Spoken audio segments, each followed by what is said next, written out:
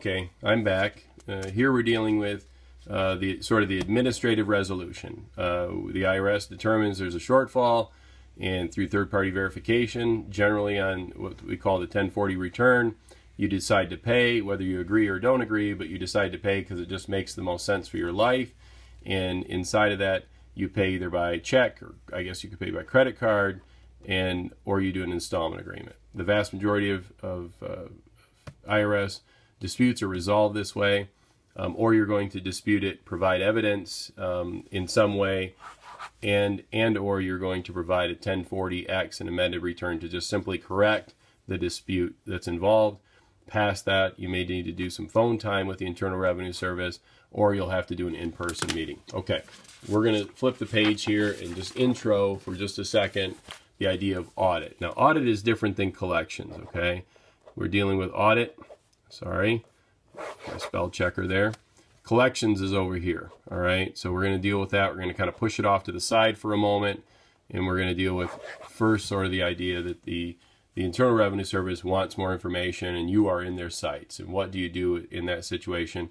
One is, again, I'm Todd Corser. I'm an attorney here in Michigan, in Lapeer, and I would say work with a good attorney, an attorney who will defend you against the Internal Revenue Service.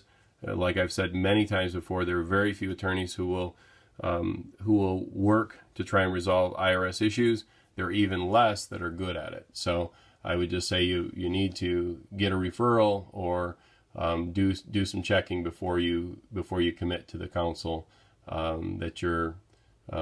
before you commit to the attorney in any kind of a contractual way. So okay, we're going to deal with audit. And basically the idea is the Internal Revenue Service now is looking for information. It's important. Remember, they're looking for evidence. They're essentially going to account for, and they are expecting you to account for, the items on your return.